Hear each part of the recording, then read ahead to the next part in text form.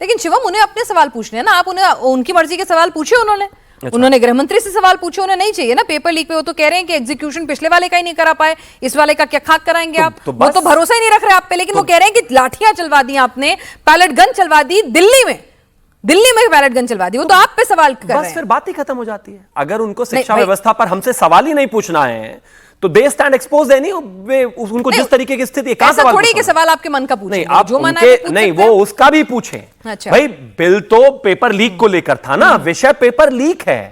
मुद्दा यह है कि उस पर क्या क्या चीजें बेहतर हो सकती हैं, देश कैसे चीजों को ठीक कर सकता है, कैसे पेपर लीक प्रूफ हो सकता है।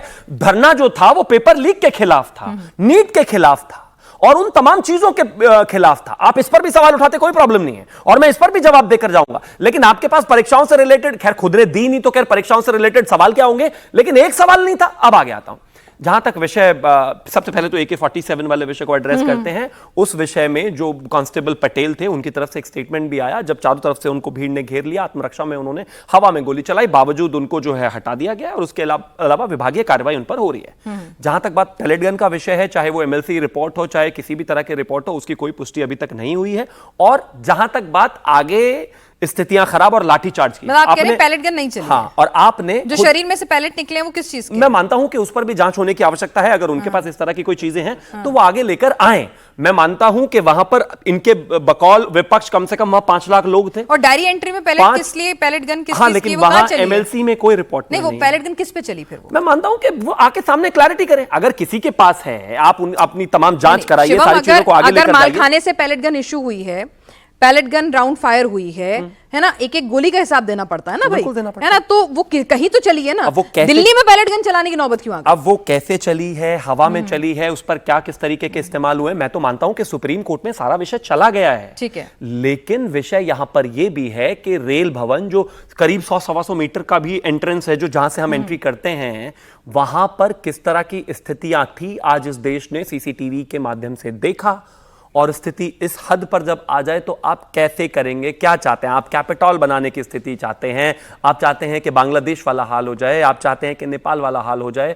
आप चाहते हैं कि म्यांमार वाला जैसा टसल था वो इस तरीके के टसल हिंदुस्तान में हो जाए? आप चाहते हैं कि जिस तरीके से श्रीलंका में हाल हुआ ये हो जाए? तो ये इस हिंदुस्तान में नहीं हो सकता।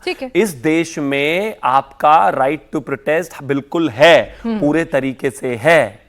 बट जैसे ही the moment you resort to violence, I am sorry, सरकार की तरफ से खासतौर पर पुलिस की जिम्मेदारी है कि उस व्यवस्था को बेहतर रखा जाए। ठीक है, लेकिन इसके साथ ये भी है, 10 सेकंड में ये है, खत्म कर देता हूं, कि सरकार पूरे तरीके से छात्रों के साथ है, छात्रों के लिए है, लेकिन उसमें जो अराजक तत्व वहां पर थे, जो घुसे, जो पाए गए, उनके साथ नहीं है। ठीक है, श्याम कुमार दौलत बरवे साहब हमारे साथ सांसद इस वक्त कांग्रेस के जुड़ चुके हैं। सर एक बात बताइए ना, अगर देश की संसद की सुरक्षा पर बन आए, अगर हालात अनकंट्रोलेबल हो जाएं और अगर एक सुरक्षा कर्मी को लगे कि वो भीड़ इतनी बड़ी तादाद में है कि उससे वो अकेला नहीं निपट सकता, उसकी लिंचिंग हो सकती है, ऐसे में वो अपने पास मौजूद हथियार से अगर फायर करता है तो वो क्या गलत करता है? क्या करे वो? आप समझा दीजिए।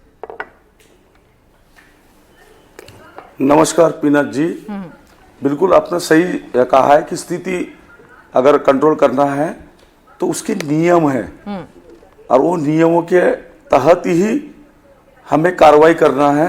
हमारी सेना बोलो, पुलिस बोलो, RF बोलो, जो भी हमारी वहाँ पे CRPF बोलो, उसको एक रूल्स है कि किस तरीके से प्रोटेस्ट को दबाना है, रोकना है। पैलेट गन के लिए बहुत बड़ी प्रक्रिया होती है, उस प्रक्रिया के बाद ही उसकी परमिशन मिलती है, ना कि कोई DCP उसकी परमिशन दे सकता है, ना CP परमिशन दे सकता है, ना कोई सिपाही जो चलाने वाला है उसको अधिकार नहीं होता है कि वो अपने मर्जी से चला सके। और ये प्रोटेस्ट करने वाले कौन लोग थे? कोई उग्रवादी थे या कोई बाहर के कोई कंट्री के आए हुए थे, या हमारे यहाँ के बच्चे थे? यहाँ पे मैं आपको होल्ड ऑन करना चाहूंगी। आप एक चीज सुन लीजिए, ना कोई था। एक चीज सुन लीजिए कि यहाँ पर एक चीज तो समझिए ना, क्योंकि आप भी सत्ता में रहे हैं, कई स्टेट में आपकी सरकार भी है, ये मैटर जो है सिर्फ एक लॉ एंड ऑर्डर का मैटर है जो कहीं भी किसी के समक्ष भी आ सकता है। तो ये जरा समझा दीजिए मुझे कि यहां पर आपने ठीक सवाल उठाया कि भाई दिल्ली जैसी जगह पर अगर प्रदर्शन हो रहा था तो पैलेट गन जैसा हथियार लेके RF को किसने अनुमति दी? बाहर जाने की, इस पर सवाल बनता है। लेकिन ये भी तो समझा दीजिए ना आप हमें कि भाई अगर संसद की स्थिति इस तरह की बन रही है तो फिर अगर एक सुरक्षा कर्मी को लगता है वो अपने विवेक से फैसला लेता है, ऑर्डर का कोई इसमें जरूरत नहीं है। अभी जितनी हमने कुछ लोगों से बातचीत की उन्होंने कहा कि एसओपीज होते हैं और हर सुरक्षा कर्मी के पास वो एसओपीज उसको समझाए गए होते हैं और उस हिसाब से वो रिएक्ट करता है। ऐसा नहीं है ना कि बीच प्रदर्शन में आप पहले अपने डीसीपी को या अपने सीनियर ऑफिसर को फोन करके पूछेंगे कि भाई भीड़ ने घेर लिया, चलाऊं कि नहीं।